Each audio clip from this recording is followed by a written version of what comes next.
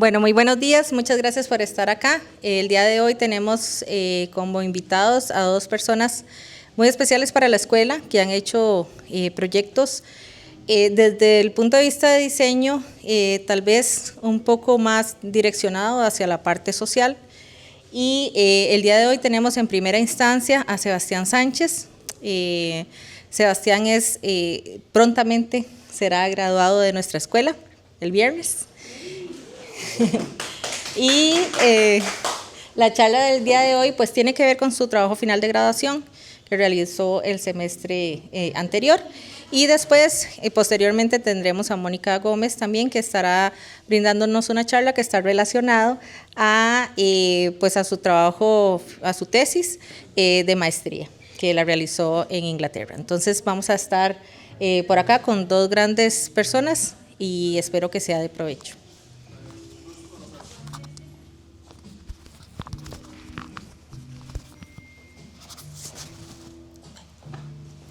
Bueno, buenos días, gracias por estar acá, en verdad aprecio mucho pues que estén acá, su presencia es de lo más importante y pues para mí es un placer y un honor pues haber recibido la invitación y pues aquí estamos, les voy a compartir una grandísima experiencia que ya como bien dijo la directora Cinia, fue a través de mi trabajo final de graduación, pero va más allá, va y lo estoy enmarcando como una experiencia de una persona diseñadora en Costa Rica y que ojalá eso sirva para alimentar a la comunidad de personas diseñadoras acá.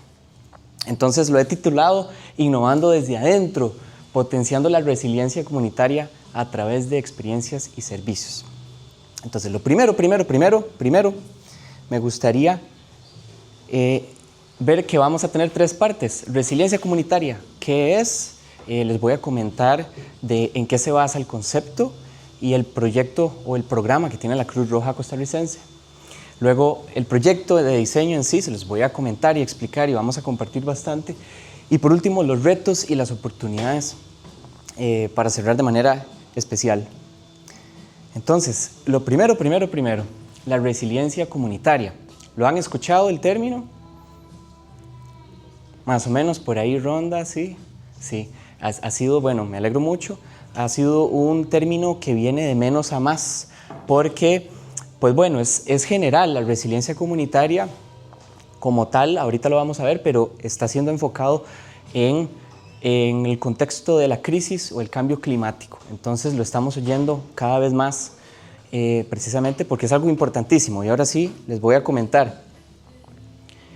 ¿Qué es entonces? Según la Federación Internacional de la Cruz Roja y Media Luna Roja, es la capacidad de las comunidades para anticiparse, enfrentar y recuperarse ante riesgos y crisis. Entonces, estamos en un contexto de crisis climática, entonces, ¿cómo las comunidades hacen precisamente para esto?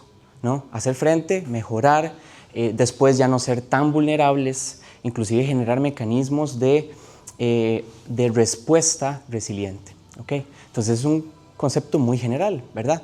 Pero sumamente necesario de incorporarlo en la narrativa del diseño también. Resulta que a nivel internacional, esta federación mundial, ¿cierto? Que es de la Cruz Roja y Media Luna Roja, porque envuelve también a países del Islam, no solamente los que profesan religión católica, inclusive hay más símbolos de esta organización, pero es universal. Enmarca este programa como una hoja hacia la resiliencia comunitaria, una hoja de ruta. Entonces es una guía muy completa, muy elaborada, que permite a cada federación, a cada sociedad nacional, saber cómo es el proceso y contextualizarlo. Y trabajar en su país, ¿verdad? En sus realidades diversas. Entonces, con esta guía, pues se entabló el inicio de este proyecto, que fue, hay un programa nacional de resiliencia comunitaria de la Cruz Roja Costarricense, ya contextualizado. Esta es la hoja de ruta que ya les comenté general, y entonces ellos y ellas lo que hacen es aplicarla según un plan operativo anual, que es algo que se maneja dentro de la sociedad nacional. Entonces vean que tiene 4 fases, cada una dura 6 meses, y pues el objetivo es ir cumpliendo metas que ya están bien definidas para ir mejorando y facilitando no haciendo por ellas, sino facilitando las comunidades que desarrollen su resiliencia. ¿Ok? Entonces, bueno, la plática inició acá, la exploración de qué se podía hacer inició acá, y pues en conjunto con las personas a cargo, entonces llegamos a concluir que entonces, ahora sí, el proyecto de diseño se iba a enmarcar en la primera etapa, que se llama participación y conexión, porque esta primera etapa fue desarrollada ya en el primer semestre del año pasado, 2024. Entonces, ¿cuál fue la gran oportunidad? Bueno, el problema de diseño. La etapa ya fue desarrollada, la etapa 1 ya fue desarrollada, y existen deficiencias no documentadas, pero percibibles. Entonces, había una necesidad crítica de analizar eso desde múltiples perspectivas. Entonces, pues bueno, yo les propuse desde el diseño de servicios. Entonces, me pareció una oportunidad idónea para generar conversación, para introducir la metodología, la forma de pensar y pues descubrir todo eso que no está documentado. ¿Ok? ¿Para qué? Para que en la próxima edición del programa, a partir del año 2026, pues fuera un mucho más robusto programa. ¿Ok? Entonces fue una misión muy grande desde un inicio. Entonces, en conjunto con mi equipo asesor, planteamos 3 objetivos específicos. Primero, desarrollar una comprensión integral de las diversas realidades que están ahí involucradas. Hay muchas personas en diferentes roles, en diferentes quehaceres, pero todas necesarias. Identificar puntos de valor y dolor en sus experiencias, ¿verdad? Para que supiéramos qué mejorar, ¿verdad? Y en tercer punto, conceptualizar el nuevo servicio, sabiendo ya lo que se puede mejorar. Entonces, pues, bueno, con ellas y con ellos, viendo cómo mejorarlo. Entonces, fue un proceso desde el diseño de servicios que llegó hasta la conceptualización, ¿verdad? Por el alcance del proyecto, desde un inicio se planteó así, y ya les voy a comentar porque nos llevamos muchísimas sorpresas en el camino de lo grande, lo inmenso que es uno de estos proyectos. Parte de la metodología, por si les llama la atención, ¿verdad? Que somos diseñadoras y diseñadores. En la etapa de investigación, recolecté datos con investigación preparatoria, y los talleres co-creativos fueron verdaderamente que la oportunidad para reunir a múltiples actores y juntos y juntas, pues ir explorando toda esa data. Y luego para síntesis, pues bueno, aquí hay una lista, ¿verdad? Perfiles de personas, mapas de experiencia alfa, los planos del servicio llamados blueprints, también alfa, tareas por realizar. O sea, fue una verdaderamente triangulación de métodos. Y para la fase de conceptualización también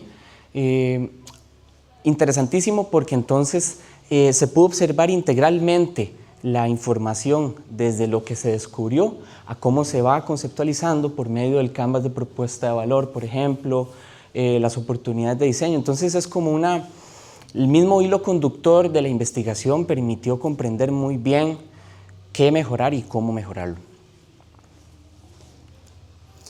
Esto se los enseño para que tengamos un vistazo, es súper interesante. Esto es un mapa de personas, de las personas que están involucradas en ese servicio a distintos niveles. Entonces veamos, acá está el nivel comunitario, el nivel local, el nivel regional y más hacia arriba el nivel nacional. Por ser una sociedad nacional, tiene una estructura ya administrativa muy grande y operan así. Entonces, ¿qué es lo que pasa? Hay personas coordinadoras en los 3 niveles, pero el programa se desarrolla transversalmente. Entonces, en todas las etapas colaboran personas de los diferentes niveles. Y entonces, una vez que se logró concretar este mapeo, fue muy interesante, porque fue, bueno, entonces, ¿con quién ya nos dedicamos a investigar profundamente?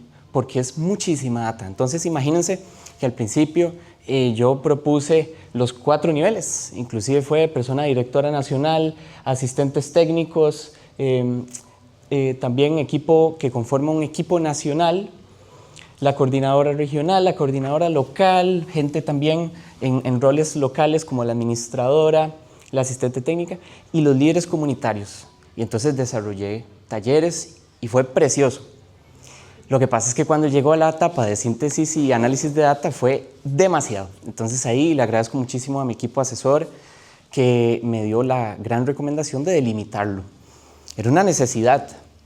Entonces, pues bueno, se vieron los alcances y las limitaciones y entonces se definió persona coordinadora nacional y la coordinadora regional.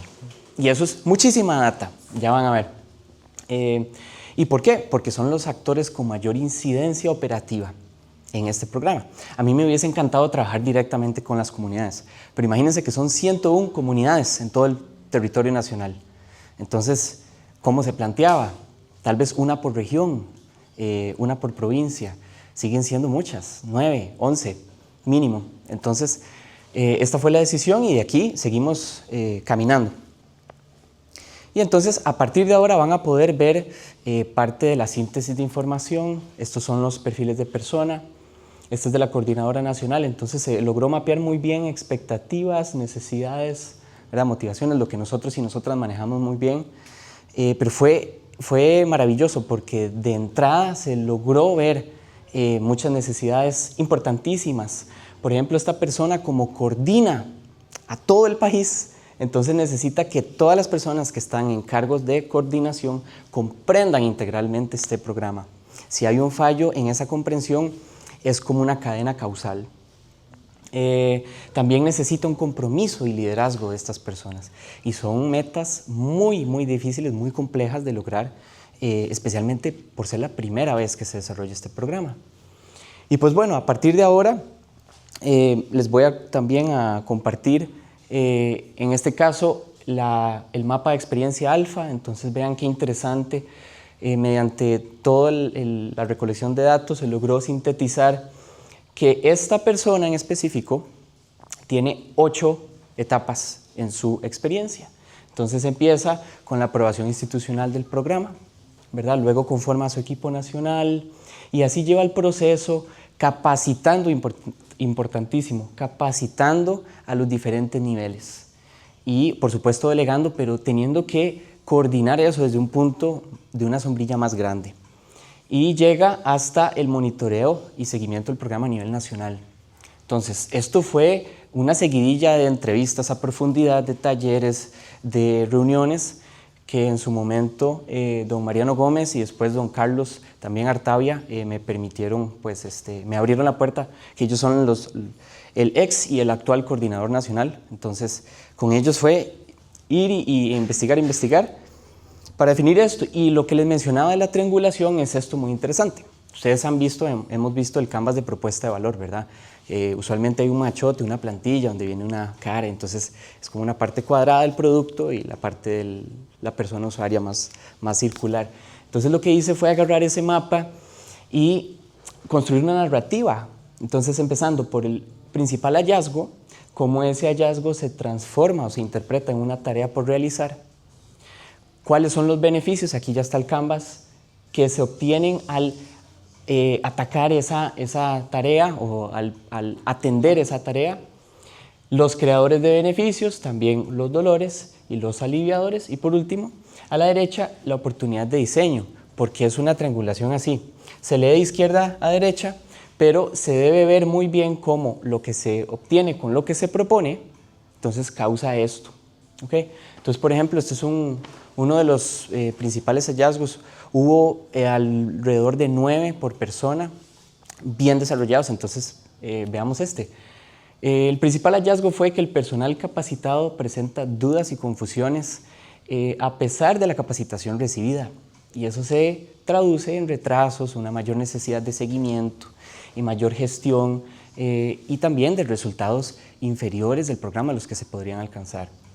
Entonces, ¿cuál es la tarea por realizar después de la investigación? Garantizar una transferencia eficaz del conocimiento, de los niveles a los diferentes niveles. Entonces, ¿cuál es la oportunidad de diseño?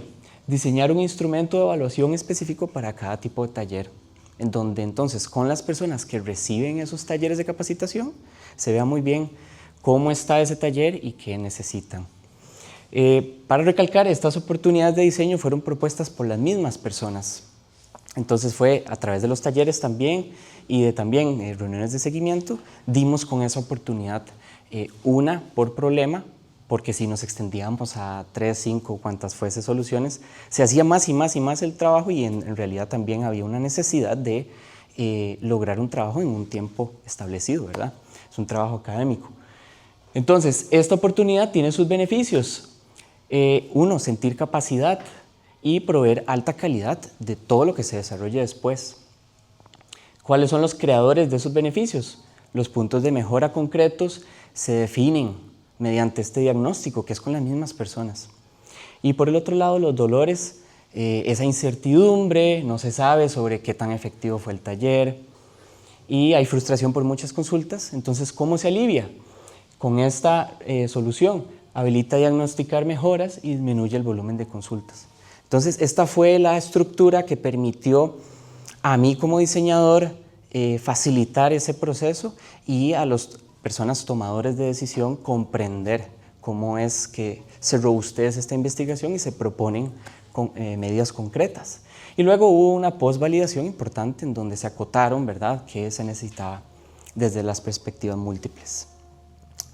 Y pues así se pudo entonces mejorar puntos específicos de la experiencia. Entonces pueden observar a la mano izquierda cómo puntos entonces donde habían puntos de dolor por medio de esta y otras oportunidades de diseño se vuelven, según también las mismas personas, en puntos de valor, ¿verdad? Y los planos del servicio también se vio específicamente cómo hay acciones que realizar, ¿verdad? Y desde un punto administrativo se discutió muy bien que son esfuerzos institucionales, pero que permiten mejorar el programa y mejorar la calidad de vida de las personas que participan. Y así, por ejemplo, con 1 y 2 acciones concretas se lograron eliminar 2 fases. ¿Por qué? Por esa cadena de operación. Entonces, si se subsanaban puntos de dolor, ya no había que estar presente desde la coordinación nacional en estas 2 fases o etapas. Entonces fue algo súper impresionante ver cómo con una medida concreta ya la persona entonces podía destinar sus recursos y su atención en las otras labores. Y acá pueden observar el mapa de experiencia completo, su versión rediseñada con mejoras, así como los planos del servicio en su estado actual y rediseñado con mejoras. Entonces ahí se observa muy bien cómo una gran parte del mapa entonces ya no es necesario. Y asimismo para la coordinadora regional. Si quieren podemos verlo, algún detalle que les interese. Me gustaría tal vez irnos a la siguiente parte donde vamos a hablar sobre los retos y las oportunidades, porque creo que eso es algo de muchísimo más impacto ahorita.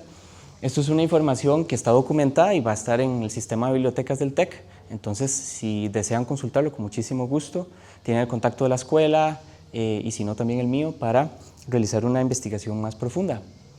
Pero esta era toda la data y el mismo proceso que les muestro para la persona coordinadora regional.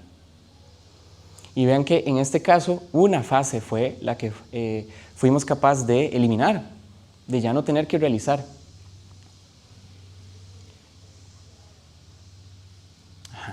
Y llegamos a esta parte súper interesante de los retos, las oportunidades y los aprendizajes.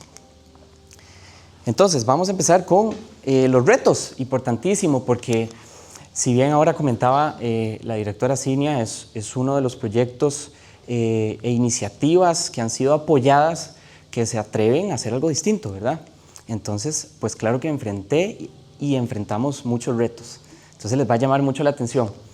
El primero es que al realizar un proyecto innovador de índole social también hay que tocar puertas y hay que introducir el diseño de servicios en las organizaciones. Entonces, por ejemplo, yo toqué puertas con la ONU, con empresas privadas también, y lo que se reiteraba era que es el diseño de servicios, empecemos por ahí. Entonces, eso es un contexto cultural de Costa Rica muy interesante y que estamos haciendo frente al precisamente hacer este tipo de proyectos. Y entonces esa es la experiencia, y les comparto una fotografía donde yo tuve que ir sin ser conocido por nadie. Este es el Dinare en Tibás, en Cuatro Reinas de Tibás, de San José, y yo llegué ahí nada más llamando a una persona y diciéndole, vea, quiero hacer mi trabajo final de graduación en esto, y esa persona me abrió la puerta. Entonces me dijo, venga, y nos reunimos. Entonces yo fui sin tener nada seguro, pero ese es el camino, muchas veces para innovar. Y pues de ahí partió todo el apoyo que también la Cruz Roja me dio y que estoy muy agradecido. Otro reto, hay que promover las experiencias como un pilar vital de los servicios que las organizaciones proveen a las personas, porque pasa que hay un objetivo mercantilista perenne en la industria. Hay diferentes tipos de industrias, pero las personas acá en Costa Rica, pocas solemos ver que la experiencia que las personas tienen en cualquier empresa, en cualquier organización, en cualquier servicio, es vital, es sinónimo de la calidad de vida de las personas. Entonces, ¿qué pasa? Que como sociedad a veces nos concentramos más en números, en rentabilidad y no tanto en calidad de vida. Y pues es algo que debe promoverse, es así de sencillo, debemos y tenemos una obligación de comunicar esa narrativa. Y entonces, por ejemplo, acá les muestro una fotografía de una de las cuantas reuniones que yo tuve que también sentarme y platicar con las personas y resultó que muchas personas también quieren esto, lo desean, no saben cómo tal vez a nivel organizacional. Entonces ahorita les voy a comentar una perspectiva sobre eso. Otro reto, convocar y generar interés es, yo creo que de los mayores retos que enfrentamos en todas las actividades que hacemos, ¿verdad?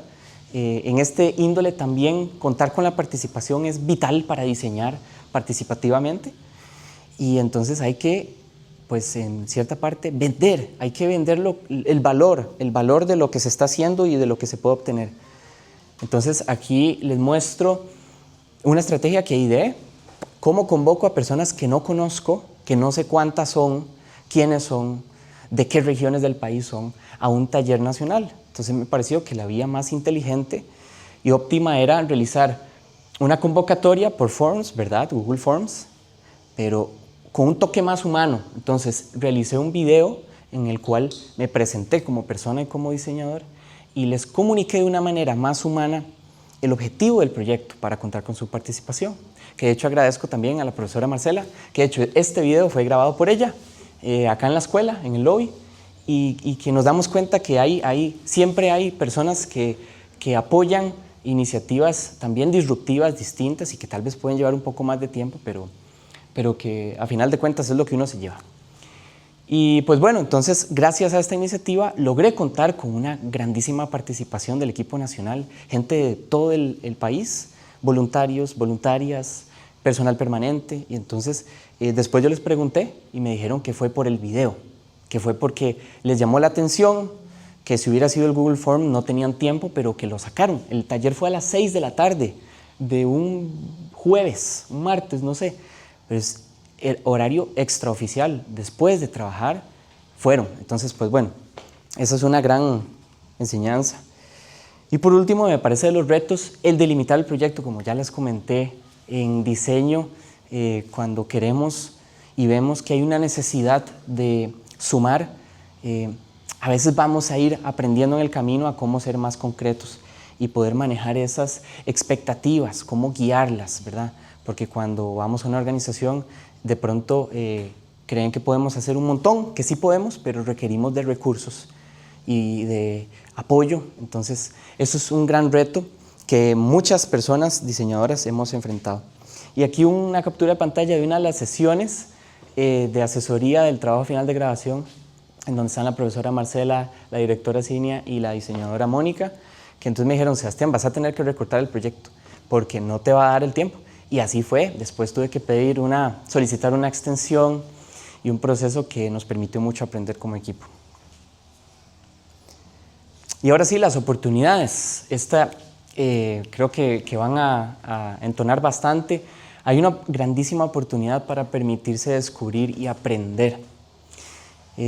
Al permitirnos diseñar mejor, aprendemos montones. Aprendemos de temas que ni siquiera sabíamos que existían y se nos abren puertas, como esta siguiente, que nos hacen crecer como profesionales, como personas. Por ejemplo, la Cruz Roja me invitó y me dijo, hay un curso en línea, una certificación sobre el programa de resiliencia comunitaria, es gratis, te puedes inscribir en la plataforma y así te permeas del contexto. Y entonces, en el proceso de exploración, junto con las personas a cargo, pues llevé esta certificación y fue muy provechosa. O sea, verdaderamente es algo interesantísimo que de alguna u otra forma la podemos utilizar para bien.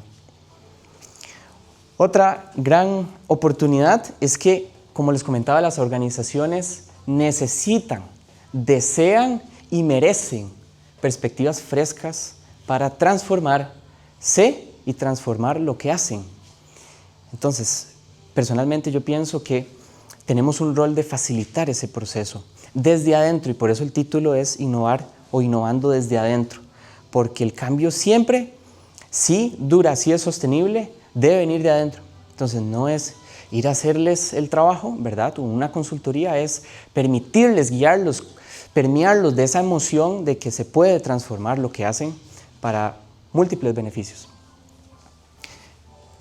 Y acá está una bellísima diapositiva en donde pues muestro todas esas personas que me decían, me encanta esto, ¿cómo lo hacemos? Estoy a bordo, vamos.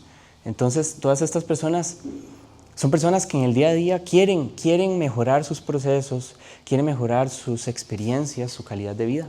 Entonces, pues bueno, esta fue una gran oportunidad para que inclusive ellas formaran parte. Y ahora ellos y ellas tienen pues esta perspectiva nueva, ¿verdad? Ahora no se trata nada más de pensar en las comunidades, se trata de pensar en nosotras mismas, en nosotros mismos, en cómo la estamos pasando al dar este servicio. Y entonces mucha verdadera gratitud a todas las personas y faltan, ¿verdad? Hay otras fotografías que podría hacer solo una presentación de eso, pero bueno, muchas gracias. Y pues transformar el paradigma, ¿cómo cambiamos los paradigmas? ¿Cómo los transformamos? Pues de muchas maneras, pero la más óptima es actuando. Y parece mentira, pero mediante un proyecto de final de graduación es una forma de incidir, es una forma de sumar. Ya la Cruz Roja conoce más sobre diseño de servicios, ya las personas, inclusive nosotras y nosotros tenemos un conocimiento de lo que hace nuestra Cruz Roja costarricense, no solo responder con ambulancias, sino que tienen un montón también más de programas de índole social comunitario. Y esta es una fotografía en Santa Rosa de Oriamuno, en donde fue la comunidad que me recibió con brazos abiertos. Ahí realizamos, yo facilité un taller co-creativo y fue una experiencia formidable con cafecito, con repostería y sobre todo con mucha humanidad ahí. Y por último, ahora sí, co-crear, apoyar y nutrir las comunidades. Esto es una de las mayores oportunidades que nos sirve a todas y todos. Conversar, colaborar y compartir es algo muy sencillo, pero es que ahí es donde está el oro. Resulta que tenemos muchas ideas, tenemos mucha energía. Lo que pasa es que solos y solas no podemos hacer cambios importantes en la sociedad. Mediante el diseño e inclusive fuera del diseño, más allá del diseño. Entonces, esta es mi última oportunidad que les vengo a comunicar. Con muchísimo entusiasmo. Las comunidades son vitales porque nos sostienen.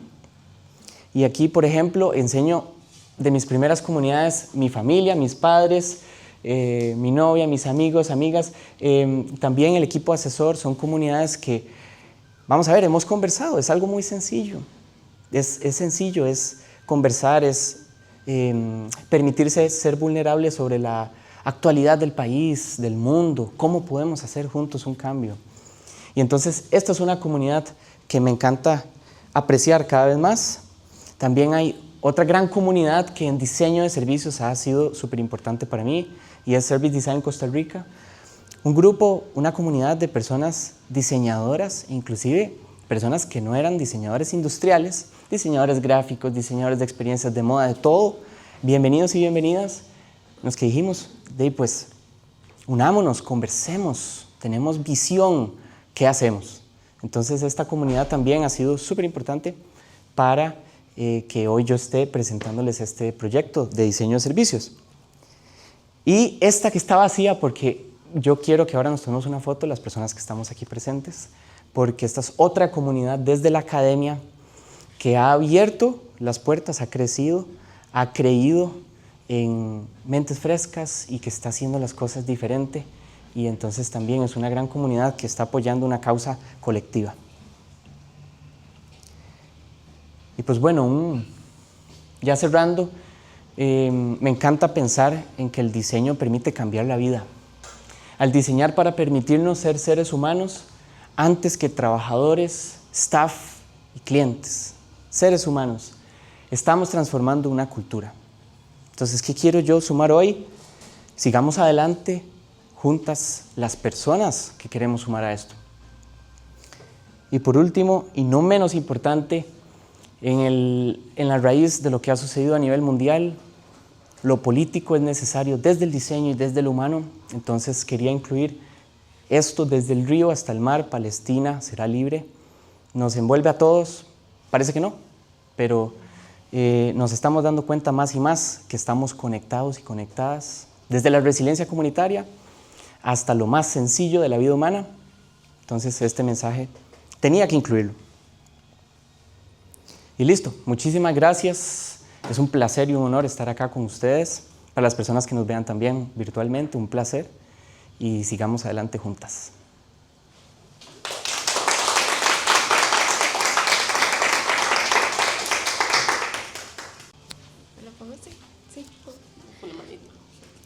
¿Cómo se puede garantizar que las personas que tienen, que suelen ser como invisibilizadas en su opinión o en su contexto social, puedan incluirse en el diseño de servicios? Porque al fin y al cabo lo que se busca es como crear una comunidad y preocuparse por las personas. Entonces, ¿cómo se llega a este tipo de personas que usualmente pueden estar como más rezagadas? Muy bien, muchas gracias.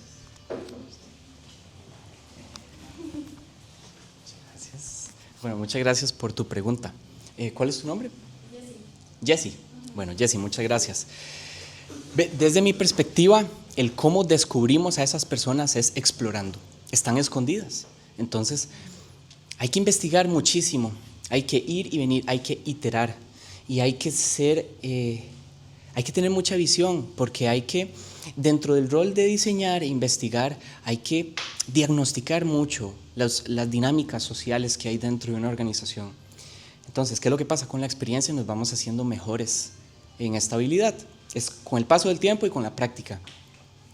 Existen también personas que visibilizan dentro de una organización, dentro de una sociedad, a estas personas. Hay otras que no están tan ocultas. Y claro que hay una voluntad de por medio que hace que un proyecto pues incluya menos o más personas. Es un reto a nivel también organizacional descubrirlas, ¿verdad? Pero una vez que las descubrís, ya tenés una responsabilidad. Entonces, bueno, desde mi perspectiva, eso es como yo lo veo. Y pues sí, hay muchas personas que están ocultas, sí, su realidad. Entonces, hay que investigar, hay que seguir buscando. ¿Qué te parece la respuesta? ¿Tienes alguna otra pregunta al respecto? Sebas, tal vez podés como contar cómo llegaste, digamos, a todos los líderes en diferentes niveles. Digamos, que hiciste un primer contacto. Ok. Sí, muchas gracias. Bueno, la directora Cinia pregunta que si puedo contar, o más bien me propone que si puedo contar cómo fui acercándome y dando con los diferentes niveles, las personas involucradas en diferentes niveles. Y fue pues, es un caso particular porque esto es una organización con una estructura enorme. Entonces hay que en cierta parte aprender a cómo manejarse y cómo tocar puertas. Entonces fui a lo más alto, ¿verdad? Me reuní con la persona que era coordinadora nacional. Y esta persona, claro, tiene el entendimiento integral de todo el programa, es la persona que lo diseñó para acá, lo contextualizó. Entonces, esa ronda de exploración tomó tiempo y recursos. Ya después, esta misma persona me fue guiando de cómo se subdivide el servicio y entonces así fui contactando a más personas en los ámbitos o el nivel regional. Por ejemplo, acá en la regional de Cartago, Amy Rojas me abrió las puertas y entonces también hicimos el taller participativo. Y a nivel local fue muy interesante porque ¿cuál comunidad? ¿Verdad? De toda la 101 del país. Entonces dimos con una también, ella es parte del personal voluntario, se llama Fiorella Sanabria, y entonces ella me abrió las puertas y me dijo, la Cruz Roja está para ayudarte, inclusive te ofrezco ride en ambulancia. Y entonces subí a Santa Rosa de Oremuno en ambulancia. Y entonces así pasa.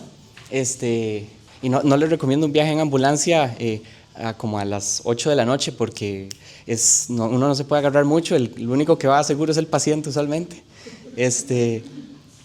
Pero bueno, así es una exploración continua. Inclusive terminando el proyecto me di cuenta de otros roles, de otras realidades que yo decía, qué ganas de continuar este proyecto, da para más. Y así es usualmente el proceso. ¿Alguien más? ¿Alguna otra pregunta o comentario? Contanos. Gracias, Sebas.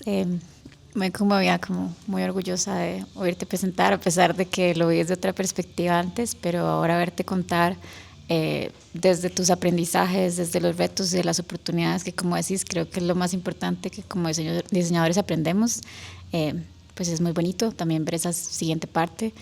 Y yo admiro mucho de vos como este optimismo que lográs mantener a pesar de todo lo que decís, todos los retos que tenemos no solo como diseñadores, sino como personas, como habitantes de este mundo convulso. Y nada, quería preguntarte qué sentís vos que te ayuda a mantenerte como con este optimismo, estas ganas de seguir actuando, de seguir intentando cambiar y transformar.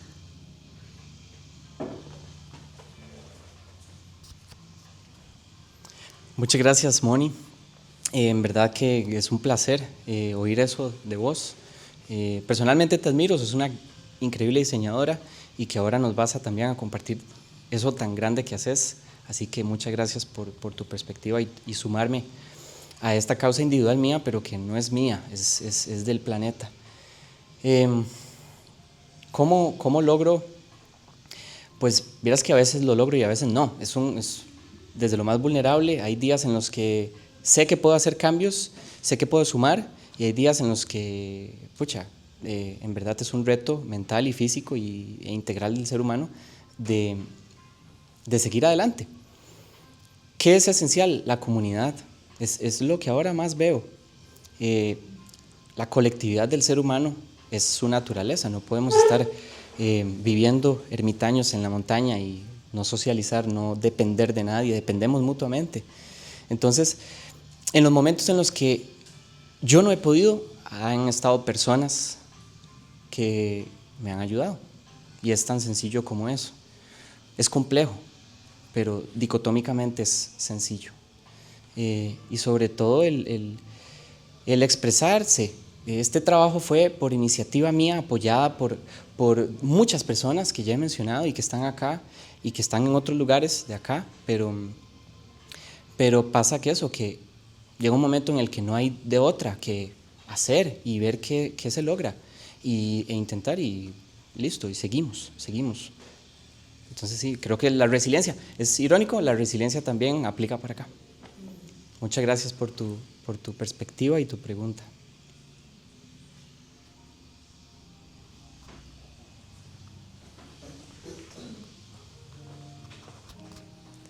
Bueno, primero que nada, gracias por la presentación. Me encantó. Quiero saber cómo descubriste que lo que te gusta, digamos, o sea, ¿cómo te diste cuenta que esa parte más como comunitaria y social y todo este asunto es lo que te mueve más como diseñador? Gracias. Muchas gracias por la pregunta, interesantísima pregunta y respuesta. Resulta que es un proceso humano, o sea, yo no lo veo más que eso. Es un proceso tan complejo, de tanto que ha sumado a mi perspectiva de cómo veo el mundo, que los intereses propios, las personas que tengo cerca, los temas que tratamos y cómo vemos la vida, me hace permearme como una persona que en parte desea y necesita por su propia naturaleza sumar de donde puede. Entonces pasa que estudiando diseño, al inicio yo entré a esta carrera para diseñar producto, venía de graduarme de ortoprótesis de la UCR, entonces yo dije, bueno, vamos a diseñar prótesis. Y luego recuerdo muy bien en una semana de diseño del año 2019 o del 2020, me pareció que sí fue, antes de la pandemia brevemente, que de hecho Mónica vino a dar una charla con Keren. Y yo dije, ¿qué es esto del diseño de servicios? Y eso fue todo. Ahí fue una exploración continua, constante, comunidades, sobre todo interés y pues creo que si nos abrimos a la oportunidad de cuestionar lo que se hace, descubrimos que no tenemos que hacer eso, es una elección, pero hay muchísimas más cosas que se pueden hacer. Entonces ya ahí es un libre albedrío personal, pero que yo lo puedo resumir como un proceso de evolución natural que yo, digamos que básicamente a veces soy observador, no está en mí, es algo que necesita salir de una u otra forma. Lo que pasa es que sí, lo disfruto, ha sido retador, pero se logra ahí, de menos a más, de 1 a 1000 personas y más. Muchas gracias, un placer también. ¿Alguien más? Eso, gracias. ¿Cómo propones mejorar la cultura del diseño de servicios en otros puntos? Tal vez en la escuela de diseño, que es algo que vemos muy por encima, pero que podríamos mejorar y aprender un poco más para interesarnos y hacer otros cambios a nivel nacional. Muchas gracias. ¿Cuál es su nombre? Génesis, muchas gracias, Génesis. Resulta que tras bambalinas, en el diseño de servicios hay un delante de escena y detrás de escena. Resulta que, te comento con un atrevimiento, detrás de escena se está trabajando eso. Los cambios toman tiempo y toman visión y liderazgo. Y ya está sucediendo. Lo que pasa es que en términos organizacionales a veces desearíamos que fuera muy rápido y el camino se va haciendo, sumando paso a paso. ¿Cómo se puede ir mejorando? Por medio de proponer, digamos, si en algún momento una persona quiere hacer un proyecto, es algo que pasa, que no tocamos puertas, pero podemos llegar y tocar puertas y decir, quiero hacer esto, ¿quién me apoya? Y salen personas que tienen esa visión y que pueden apoyar con recursos. Por ejemplo, parte de mi experiencia en proyectos de diseño de servicios ha sido aquí en la escuela propiamente. La directora Cinia, la profesora Marcela, el profesor Luis Carlos, han sido personas que me han apoyado grandemente, todas las personas, la profe Marta, todos han sumado, pero hay personas que sí han abierto puertas. Entonces pasa que yo llegué una vez con una iniciativa y ellos y ellas vieron que hay potencial en las personas y la apoyaron. Entonces, así de menos a más y más personas nos vamos sumando, si hacemos charlas sobre diseño de servicios o cualquier tema, la cultura se va transformando. Esa es mi perspectiva, espero que les resuene.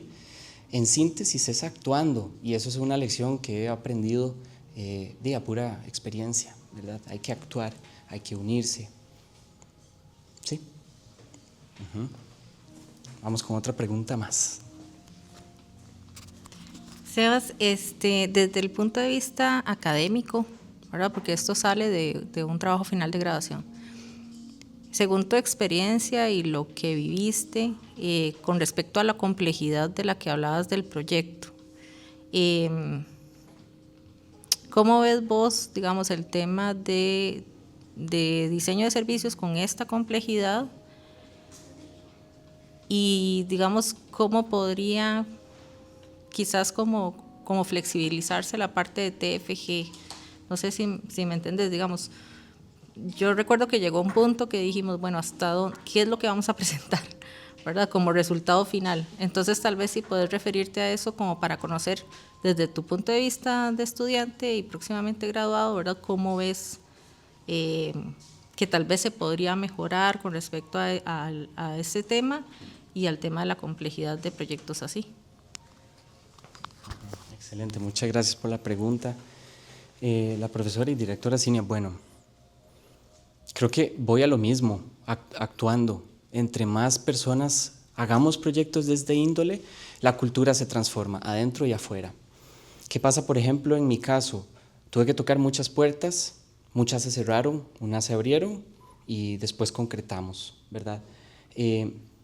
Si la industria, si la cultura organizacional de Costa Rica y Latinoamérica conoce más del diseño de servicios, va inclusive mapeando que existen estudiantes en la Escuela de Diseño Industrial en Costa Rica que están haciendo este tipo de proyectos, o en otras escuelas, donde sea, pero que conozcan que hay personas, entonces desde afuera se abren oportunidades para que las mismas organizaciones soliciten proyectos de este índole.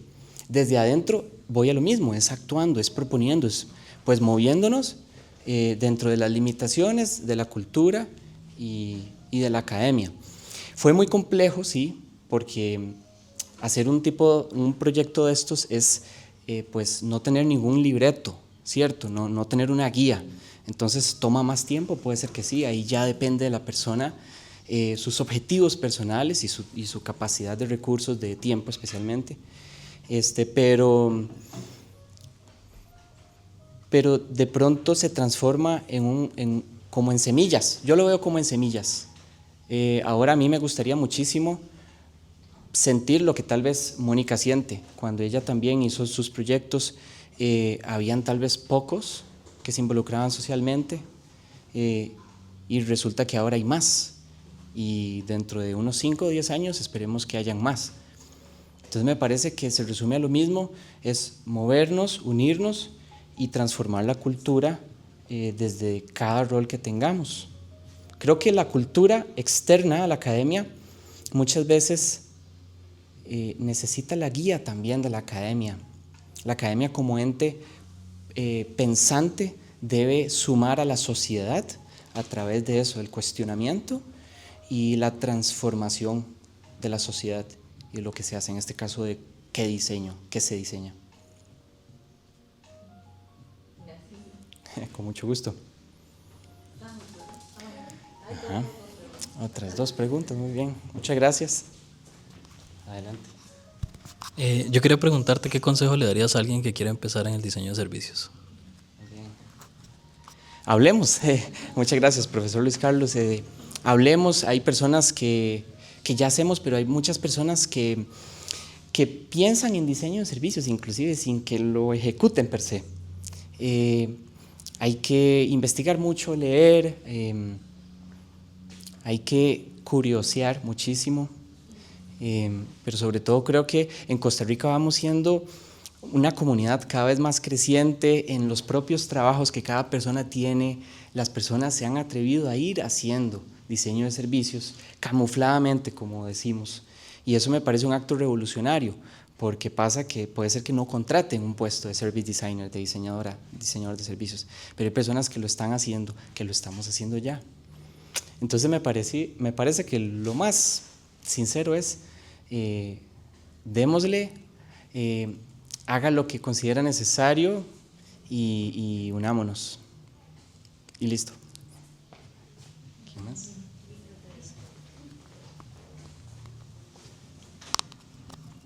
¿Qué tipo de recomendaciones darías a nivel general para desarrollar un TFG? Recomendaciones a nivel general para el TFG. Darle vuelta y vuelta y vuelta. Es un proceso sumamente personal. Para que vos propongas algo, en el momento que vos propones es porque ya has pensado y has meditado y has conversado y has vivido un tema. El trabajo final de graduación en todas las carreras te permite y nos permite eso, hacer nuestro tal vez primer proyecto nuestro. Entonces, lo esencial es eso, es tener una convicción, nutrirla y luego tocar puertas. De ahí en adelante todo varía, las fichas se acomodan solas y vos y las personas vamos aprendiendo a cómo gestionar todo eso. Es un proceso transformador personalmente, especialmente porque lo hacemos a una corta edad. Estoy hablando en mi caso, ¿verdad? Hay trabajos finales de graduaciones de maestrías, de doctorados, ¿verdad? Que permiten inclusive tener más experiencia y más sabiduría. Y sí, esa es mi respuesta más sincera. ¿Qué tal? Sí, súper. Bueno, muchísimas gracias.